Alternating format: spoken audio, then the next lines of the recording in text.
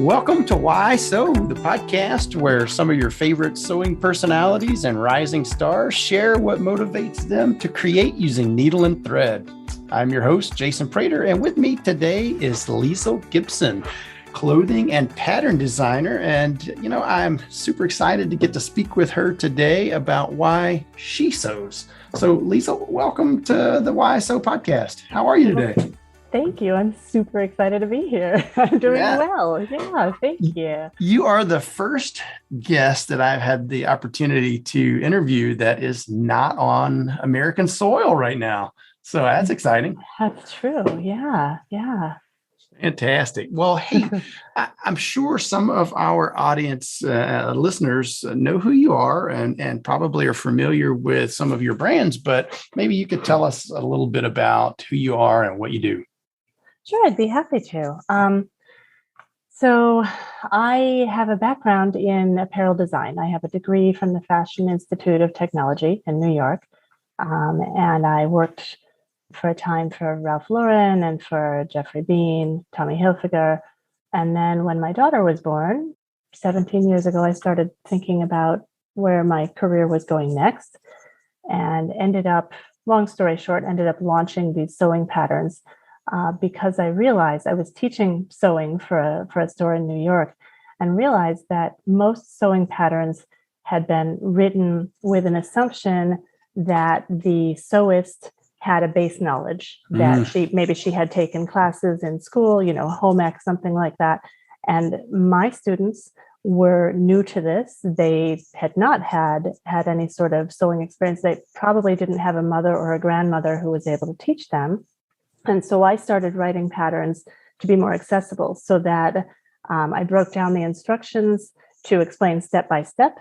And I also didn't do any shortcuts. Like I think a lot of sewing patterns will, for example, if you sew trousers that have a zipper fly, so many trouser patterns at that time sort of skipped the traditional fly and just did like the easy, like the cheater fly. And I said, if I can break down the instructions and make it so that you sew a real fly, you have this great sense of accomplishment. You've learned something in the process, and the next time you do it, you will have the confidence to carry on with it. So that's kind of how we launched. Yeah, I love that degree of detail that you seem to put in your teaching and in your patterns. That's fantastic. So you were working as a clothing designer, but sort of just on the side, teaching for like an independent sewing machine dealer, or was this just a fabric shop? It was a yarn store actually, Pearl Soho, which is quite well known. I think a lot of people are familiar with it. So at the time, they had just a very small store in Soho, and the owner Joelle had recognized that women were, they were learning how to knit, and then they were saying, well, gee, if I can make a sweater, I bet I could make a skirt to go with that. So she said, you know what, there's another space just up the street. I'm going to open a fabric store here. And I was a friend, a client, and she approached me one day and said, would you be interested in teaching my sewing classes? So that was really how all of that happened. And at the time, because it was impossible, my husband was working full-time, traveling 5 to 6 days a week. It was impossible for me to continue working as a designer and have a child essentially on my own during the week. So I had left my job. I had taken basically a leave of absence, and then I just started teaching the classes on the side. And as sometimes happens, this business idea sort of fell into my lap, where I recognized that there was this need in the market that wasn't being served just because of my exposure to these students. And so then I approached Joelle, and she loved the idea. And I said, let's go for it. So I wrote a business plan and off we went. Yeah. Fantastic. So let's go back, I guess. How would you describe yourself primarily? I mean, when you introduce yourself, is it a sewist, a sewer, a seamstress, tailor, quilter, crafter? I mean, omni-crafter? Which of those things fits with you? Or how do you identify primarily? That's really a tough question. I was just explaining that to someone today, actually. I feel like I walk that fine line between fashion and craft. I think that it's a little difficult, isn't it? Because fashionistas don't tend to sew. They tend to, be accumulators. They tend to be, what's the word I'm looking for? They buy, they want Collectors. to look chic. They want to, they're customers primarily. They're stylists, they're customers. They're not so interested in the process of making something. And crafters, in the sort of pejorative sense of the term, I had a professor at design school who would say, his phrase was loving hands at home. So this was sort of his like negative reference to, something that you sew at home that looks like you sewed it at home. It doesn't look very well done. And I sort of walk the fine line in between that. I want you to make something that you're really proud of, that it looks professional. And I think it's not that much more difficult if you just put, if you have the skills, if you learn the skills and you put the effort into it. I think it's very doable. So that's kind of where I see myself, where I'm not quite in the fashion world and I'm not quite in the craft world. I'm sort of walking that line right in the middle. I love that explanation. So many of the interviews that I've done, I've spoken with, similar stories, people that start out in a different world as designers or in the art world or somewhere else, but, maybe they have a sewing background and come into it. But a common thread, I guess, is that they want other people to be able to be successful with sewing. Whether that's quilting or sewing or embroidery or whatever the particular discipline is. And I can so relate to that. I'm a home brewer, and I see a lot of people enter that hobby and get immediately out because the first batch tastes terrible. They don't understand it, and they don't, they think maybe it's going to be easy, and they're just not into the craft of it, right? They're not into the process of it. If it doesn't turn out so good, you have to drink a lot of beer before you can make the next batch. That's right. But you also have to sort of be interested in the process, right? So many of them are just craft beer drinkers, which might be the fashionistas, right? They want to drink the beer, but, and they think, maybe it'll be fun to make it, until they do. And it's like, wait, that process is tough. And the end result wasn't so good. So I can so relate to that. Yes. And the other thing that I often tell people because people are so curious about what I do, most of the references that if I say, I make sewing patterns, my grandma used to sew, so it was there's always sort of that reference. But what I tell a lot of people is that I think of our customer I think of our product as being sort of a luxury product, because a lot of our customers are women who just don't have a lot of time. They maybe are a professional who's spending most of her day in front of a computer, or they're a stay-at-home mom who's chasing around kids all day. And ultimately, I think at the end of the day, many of us have this intense desire to make something tangible with our hands. And so whether that's knitting or cooking or sewing, you have this desire to have this accomplishment. And I know I had this when I was a stay-at-home mom as well. You're cleaning up messes and changing diapers and some of the time just bored out of your skull. But when you put the kid down to bed, then you sort of have this me time. And it's just nice to have this tangible sense of accomplishment at the end of the day. So I think of our patterns really as being, I want to enable our customers to be creative without having to start from scratch and deal with all of the nitty gritty of the, fitting and just all of the development that they might have to do with a pattern that maybe is, I don't know, with less instructions or just less thought out. I really want to do the majority of the work for them, so that when they sit down, they have the pleasure of making something without the sense of frustration and without getting bogged down in the mud, Absolutely. So you were in the design world working for obviously some very large brands, but how did you get into sewing to begin with? Like, what's your first memory personally of sewing? I mean, does design come before sewing, or did sewing come before design? Take me back to the very beginning of your sewing journey. That's a great question. My mom sewed for me from the very beginning, and I'm the oldest of 5 girls. So I was the lucky one who had some say as to what my mom made, and then everyone else had to wear it when it was done. Nice. But she involved me in the process. I spent a ridiculous amount of time in the fabric store with her. Not always paying all that much attention, but as I got older and got more interested in clothing, my father was a professor and there wasn't a lot of money for Calvin Klein jeans when those came out. And my mom would make this stuff for us. And she was incredibly clever and accomplished. And I think that as a result, I got this just sense of the opportunities out there. It was such a creative outlet for me. I was telling my daughter yesterday that the day before I graduated high school, I went to the fabric store and bought some fabric and a pattern and came home to my mom and said, can you make this for me for graduation? And she said, of course not. Like, you waited until the very last year. But to me, it was just like my mom can do anything. We'd look at a pattern and I'd say, well, I like this, but can you put a different collar on it? And she would do it. So for me, it was just this amazing creative opportunity. And I think I was designing. I remember I had a friend in third grade and we had a little notebook and we were designing stuff way back then. So For me, it was just an amazing outlet. I didn't actually start sewing until I was in college and my family was on vacation. I had stayed home for a summer job and I had watched my mom and asked a ton of questions, but I don't think I'd ever really sat down in front of a sewing machine.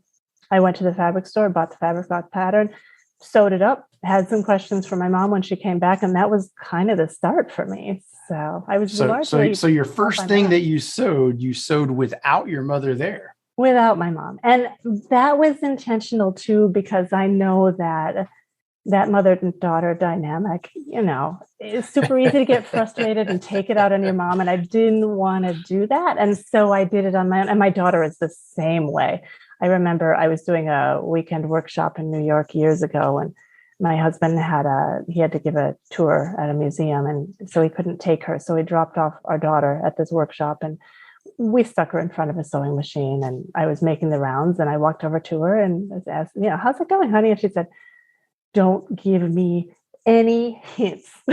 She just wanted to do it on her own. And I got it because that's how I was. That is completely how I was. So I had the questions afterwards, but I did not want my mom sitting there because I knew that I would get frustrated and take it out on her. So, yeah. So did that ever evolve to a place where she could instruct you while doing? And would you consider her your primary teacher then? Absolutely. Absolutely. In fact, I got married at 22 when we moved to Manhattan, and I was working in publishing and couldn't afford any clothes. So my grandmother had given me her old machine, and I would call up my mom and say, I don't know how to do this. And my mom would send me books, and, she would pre-internet. So I had to learn everything either by asking my mom or from reading the books that she suggested. And then at some point along the road, I decided that I was going to learn how to make patterns. So I went to the FIT bookstore and purchased a couple books and took them home and realized that I was way over my head.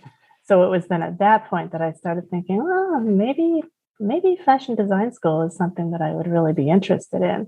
And that's ultimately where I already had the sewing skills, but that's ultimately where I learned the pattern making. So that was kind of a second education, if you will. Definitely. Yeah. I was almost 30 by the time I went back for a very intensive 1-year program at FIT. I think it's the hardest I've ever worked in my life. So, wow. Yeah. And just fashion, which was amazing.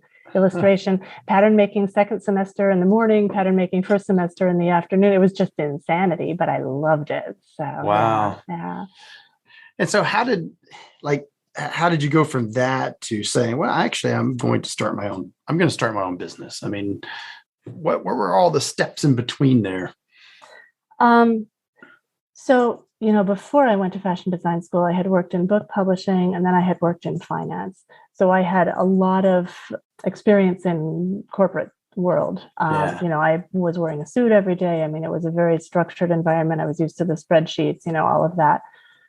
And so then when I came out of fashion design school and was hired for Ralph Lauren, it felt super corporate again. And we would do these presentations for, Ralph would have his minions who would have to, we'd have to present the season to Ralph's brother and then to Buffy, and everyone would sort of get their approval. And it was creatively frustrating for me because by the time we were ready to release a season, it just felt as though all the soul had been sucked out of everything. And, there was so much being safe. There was so much, they would say, well, rather than this color palette, let's go back and do this color palette that was really successful 3 years ago. And I go, wow, like there's nothing fresh and new in that. It's just the same old, same old.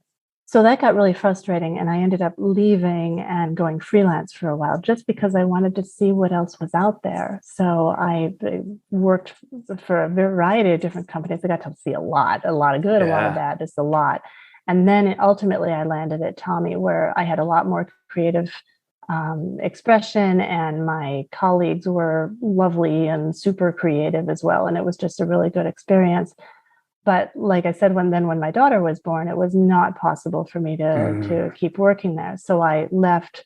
I was a stay-at-home mom, really missed that camaraderie of my colleagues at work. And so I started blogging at that point, just to kind of like, here's what I'm making, here's what I'm doing.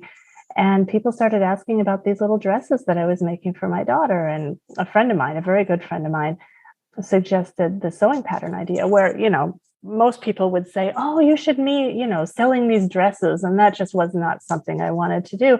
But the idea of doing sewing patterns felt way more interesting. And it ultimately turned out to be such a great idea, because it really, when we launched the company, a real community developed out of it that I never anticipated. But people from all over the world were just so excited about this and learning so much that they developed friendships with each other, and I developed friends all over the world. And that's just been an amazing opportunity. Really. How cool is that? Were you familiar with the sewing industry side at that point? Like, had you been to consumer events in your area, or trade events, or any kind of thing like that? No, my experience with the sewing industry was the sewing that my mom had done. And then the sewing that I was doing. And interestingly enough, I grew up going to like Joann with my mom, and there were some nice fabric stores in Madison, Wisconsin, where I grew up. So I was exposed to some really nice fabric stores. But New York is very different than that, because it really is, it's an industry. So, you go to the fabric store there, and they don't have the drawers of sewing patterns. They just, they assume that you're a designer and you're going to go and do your thing, basically. So that was an interesting revelation to me as well. And that's when I really realized that, there was just so much creative potential there. And maybe it was good that I hadn't been exposed too much to the sewing community in general, because I don't know, I don't really feel like I fit into sort of the traditional structure of the sewing industry. I wasn't, a 4-H member. It's just... There was a time, well, I think it was right around the time that we launched our company, really. When I was growing up, my mom sewed for us because we couldn't afford a lot of things, and because it was just more economical for her to sew for us. The traditional reasons for sewing. Yeah. Totally.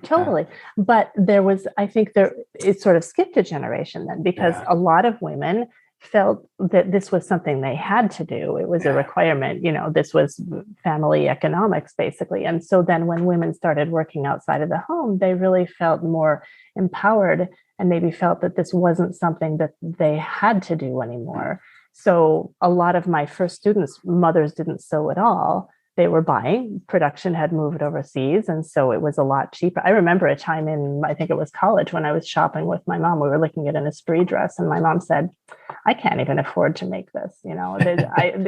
It's cheaper for me to just buy this for you than to make it. And ultimately, I think that was a discouragement for a lot of people to sew. You can go to Zara or an H&M or Target and buy something for less than it would cost you to sew. But now it's sort of come full circle. And now sewing is really about creative expression. It's not about saving money. It's not about, about having to do it because this is how a home runs. Right. It's really about what can you make for the pleasure of making, basically. Yeah. Let's switch gears on you a little bit. Yeah. What do you like to sew? Like if you just have time to spend sewing, what's the first thing you would just want to do if you just had some spare time and were feeling the need to create something? What is it that you like to sew primarily? Got something I'm working on the side. So right now I'm working on one of our blouse patterns. We call it the camp shirt. It's just an open collar button down blouse. And I decided I wanted one in black silk because I go to a lot of evening events and it just seemed like something that would be nice to have. So I'm working on that. And I've been sketching up ideas. I just this year started taking tango dancing classes, and tango apparel is very specific. Like there's a very particular look to it, which I don't always like. But I have an idea for a dress that I want to make. So that's next on my list. I'm really excited about trying something a little different. Open back. Yeah, it should be really interesting. Very cool. Fun to explore.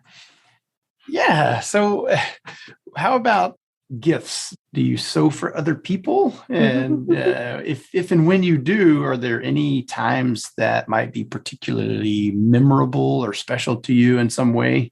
Of course. Yeah. Funny because my daughter and I were talking just the other day, and she was saying that much as I loved when my mom sewed for me, she's not interested in having me sew for her. So I used to sew for her a lot, but now I think she would rather just go to the store and pick something up, which is fine. That's perfectly fine. Maybe she'll change her mind. Someday I'd love to make a wedding dress for her. So no expectations, but we will see. So maybe I'll make one for myself too. Who knows? She's 17, right? So let's say maybe 17, 10 years from now. Yeah.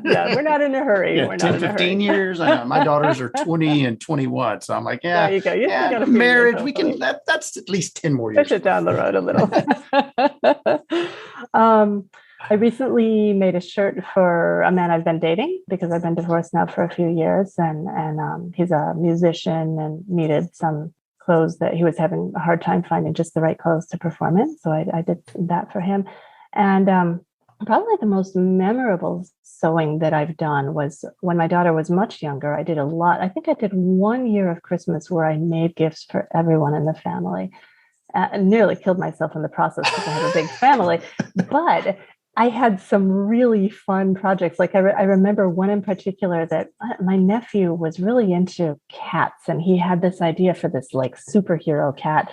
And I took this T-shirt and sewed like Velcro polka dots onto it, and then made him a cat that had elastic arms and legs with Velcro on the ends, like on the hands and the feet, so that he could reposition the cat onto his shirt. That was a fun year. I had a lot of fun just making really creative things. And did he enjoy that? Was he like, it. This is the best thing I've ever received? Absolutely. He loved it. That is so cool. So when you're sewing in your sewing room, what are some things that you just have to have? Like, if I don't have my X, I can't be in this room actually creating my tools, notions, those kinds of things. What are your favorite things? I'm a minimalist when it comes to cooking, when it comes to sewing. I don't use a lot of gadgets. I don't have a lot of stuff in my kitchen or in my sewing room. But I mean, obviously a good iron that puts out a lot of steam is one of my I probably spend as much time in front of the iron as I do in front of the sewing machine. So that I have too many sewing scissors. If I have too many of anything, it's probably sewing scissors because I'm particular about different scissors for different purposes. Okay. I have a little, I think it's actually a sleeve board. It's if you're ironing sleeves, it's like a mini ironing board, basically. I use that more than I use the regular ironing board because you can just slip your seam right onto that and just iron what you need. So nice. I love that. And I also love the point presser clapper. It's a wooden tool that allows you, like if you're doing a collar, a pointed collar, it allows you to get right into that collar and press that perfectly. So those would probably be my main ones. Marking pens and chalk. I'm kind of a stickler for, like, I have a variety of those that are super, super important. Oh, and the clear ruler. I like the big ones, like the quilter clear rulers, and also the little 6x1 inch, the ones that allow you to, mark your seam allowances and things like that. So those are the ones that I probably use the most. Yeah. Very cool. Yeah. But yeah, I'm not a big gadget girl. That's interesting. Yeah. That's there's so many consumers in this market, our listeners out there, are fabric, and they have their fabric stash and their thread collections, and tools and gadgets are such a big part of it. So that's interesting. Yeah. That's Well, interesting that I think part of it too is that I live in a very small, when I lived in New York, I was in a very small apartment, and here in Madrid, I'm also in a very small apartment. So I don't have a lot of space. And I think as a result of moving and, living abroad, I've also just sort of decided that I want to downsize my life as much as I can. So I'm busy getting rid of things rather than accumulating. So that's kind of my attitude about a lot. Yeah. It's surprising what you don't need when it comes down to it, Yes, I am understanding that more and more right this minute. Actually, my wife and I just sold our home. We of course we live in the South. We live north of Atlanta, and are from Louisiana, but we've lived in a larger home, and are literally just sold our home and are moving into a camper for about the next year while we build a new home on some acreage. Wow. So that's like, you got to get rid of a lot of stuff. You don't realize we've been married for 28 years and have lived in this home for 18 years. So it's amazing what you're getting doing, rid of stuff is it's a blessing and a curse, right? It feels good to free yourself of a lot of clutter and stuff. But at the same time, there's a lot of painful decisions that have to be made too. No doubt. Can I really get rid of this? But I can see, though, how that may have driven your minimalist viewpoint, the living in a small apartment. So we're about to learn what that feels like. So absolutely. I'll report back. Yeah. I would love to hear, actually. I'd love to hear how it goes. I guess I've just really taken the attitude that if I'm going to accumulate something, I want it to serve more than one purpose. So it has to really justify itself before I'm going to bring it in. And my kitchen is the same way. There's just a lot of things that I just don't feel like I need, and I do fine without it. So I just, I will, if it's something that I see a need for, absolutely, I will get it. But in general, I just find that I don't need that. That's much. Cool. I told my wife and girls many years ago that I would prefer to accumulate experiences and memories more than stuff. Absolutely. Right? Like stuff, everybody likes stuff. Of course we do. We like to have nice things, but when it comes down to it, I'd much rather have special memories and things that I know when I'm laying there on my deathbed, I'll be thinking about that stuff and not my car, totally agree, couch, or whatever. Yep. I totally agree. I'm going to a Rolling Stones concert tonight. I'm so excited. What? That's the kind of experience I want to have right now. The Rolling Stones are playing in Madrid tonight. Can you believe it? I'm so excited. How cool is that? Yeah. So that's the kind of experience I want to have. I don't need to surround myself with. Well, have fun with that. Thank you. So I know, obviously, in your life, sewing has provided you with a lot of opportunities, and it sounds like it enriched your life in a lot of ways. But are there any particular people? And I ask this on all of my interviews because it seems like there, in a lot of cases, this has happened. But are there any sewists or makers that, known or unknown, have helped you in some way along your journey, or that are particularly meaningful to you, people that have inspired you or helped you in some way? And if so, who are those? Oh, my goodness. Oh, so many people. Where do I begin? I mean, Denise Schmidt is just an incredible inspiration, I think, to so many people. I just adore her. I just think she's such an individual. She's so creative, so inspiring. She, to me, is just amazing. I just love to watch what she does. And I just think her aesthetic is so unique and special that I just really admire what she's done in her work and with her business. And she is just incredible to me. Within the apparel sewing industry, I mean, my goodness, where do you start? Nancy Zeman she was just an inspiration, wasn't she? She reached so many people and just was such an amazing, calm presence in this industry. I miss her a lot. She was really something. And there's that's the one we hear almost on every single I can episode imagine. so far. I can imagine. Yeah, she's such an icon. Yeah. Yeah, absolutely. I mean, I could go on, but I think those would probably be the two people who really have influenced me the most in this industry. Yeah, yeah. So is there something that you've wanted to sew but haven't, or some technique or other sewing related discipline that you haven't tried that's kind of like on your sewing bucket list, if you will, that you'd like to do and just haven't gotten around to it? Quilting, embroidery. I mean, what some of the other things besides garment sewing?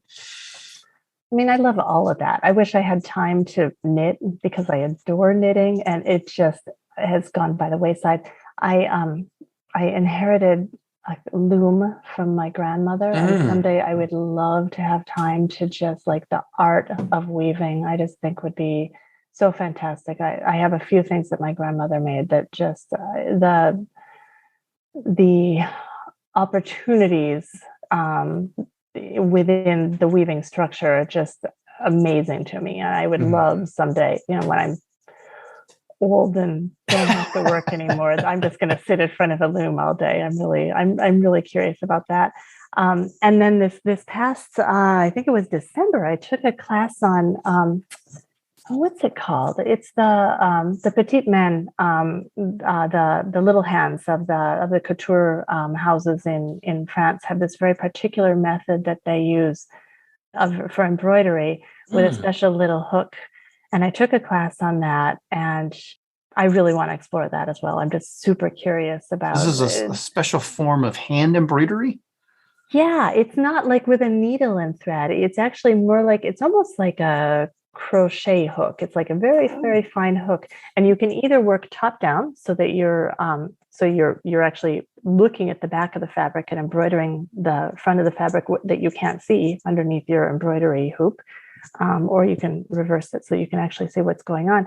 But the opportunity for adding texture to fabric. I mean, this is what Chanel does. They have their petite main. They're creating fabrics, essentially. They're taking just a tulle or a chiffon or something, and then they're adding all of this texture and embroidery on top of it. And so they're creating the fabrics. And to me, this is fascinating. I mean, there's so many different directions that you could take this. So again, when I'm retired and have loads of time on my hands, this is what I'm doing. I've got plans. I've got something to look forward to. Always got to have something to look forward to. Absolutely. So how about when you're not sewing, when you have an opportunity to do something else? What might we find you doing? What kind of hobbies, activities does Liesl enjoy outside the sewing room?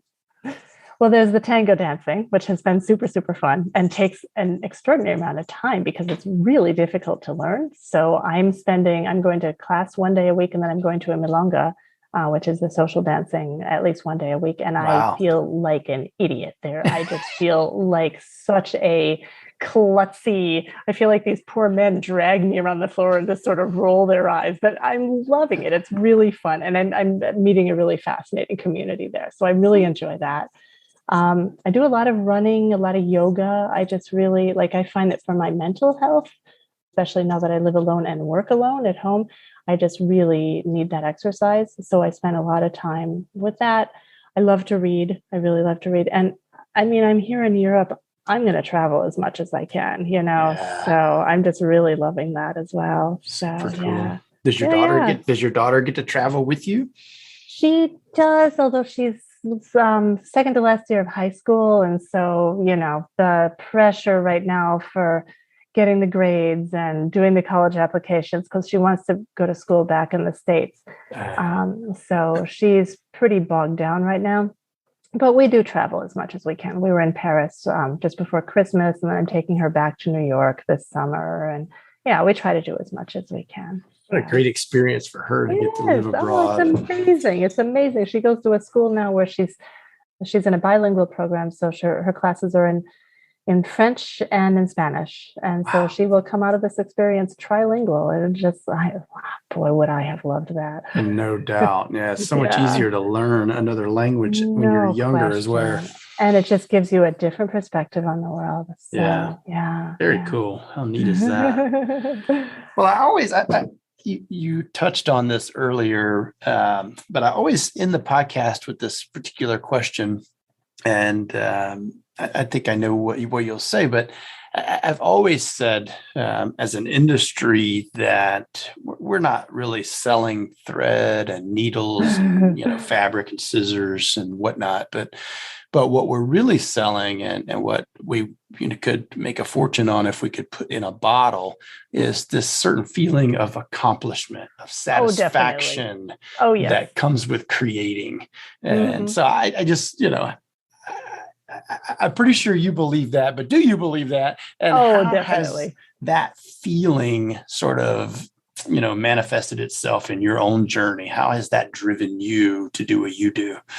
I mean, when people ask me what I do, I generally say that I'm a teacher, I mean, yes, I'm a pattern designer. I spend a ton of time. I'm a technical writer. I'm an illustrator, all of that. But I really consider myself more than anything to be a teacher, because my thinking is that I want to show you how to do, what I went to school to do. I want you to have the ability and to have that creative outlet. That for me is just the crucial part, that, I think everyone can be creative. And so my philosophy is that I just want to enable other people to be as creative as they can. So if that's what I can bring to the table, then that's what I'll do. Yeah. Well, I love that. And it's such a common theme amongst the sewing world and the people that I've talked to, that, I think the people that have been successful as you have been in this industry understand that, right? Yeah. They understand that they want people, if this is going to be your hobby, if this is the thing that you love to do, you need to be successful at it. And helping people be successful at it ought to be at the top of all of our list, right? So that people feel good about what they've created and want to share it with other people, whether by giving them gifts or just being in community with them while they do this thing. All of that is so important to it. And I think what really it is about in the end. Yeah. And I think the other part of that is also trying to inspire each other. I get ideas from our customers. I try to give ideas to them as well. And so I share, on our Instagram, I share a lot about my life here in Madrid, because maybe you get some ideas from it. Maybe it's just, if you can't travel, maybe it's just helpful to kind of step out of your own little world for a while and see, someone else's life. And I love that when people do that for me as well. So I think it's all one big community, isn't it? Ultimately. For sure. Yeah. Well, Liesl, it was awesome talking to you. And I so appreciate you taking time out and being with us on the podcast today. So thank you for that. Well, thank you so much for your interest. My gosh, this has been a lot of fun. Yeah. Well, I'm again, I know that some of our customers probably know you and how to find you, but just so they can learn more about you, learn about your patterns and all of the things that you do. I know you've got some videos and other things out there to help them.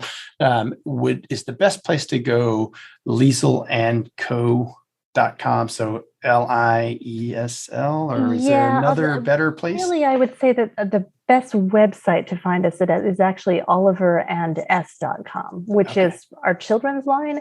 But all of our lines are together in that one, under that one roof. So oliverands.com is probably the best place to look. Fantastic. So for all of you listening out there, make sure to visit oliverands.com and learn more about Liesl, her patterns for both children and adults.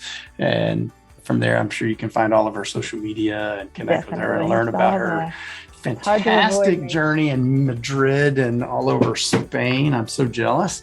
Again, Liesl, it's fantastic talking to you. Thank you so much. And hopefully down the road, maybe we can meet in person sometime. You let me know when you get here for sure. All right. Awesome. Well, we'll talk again soon. Thank you so much. Okay. Take care. Bye-bye. Thank you for listening to Why Sew with Sulky. Give us a rating or a review, and be sure to shop your favorite Sulky products, including threads, stabilizers, kits, and more at sulky.com.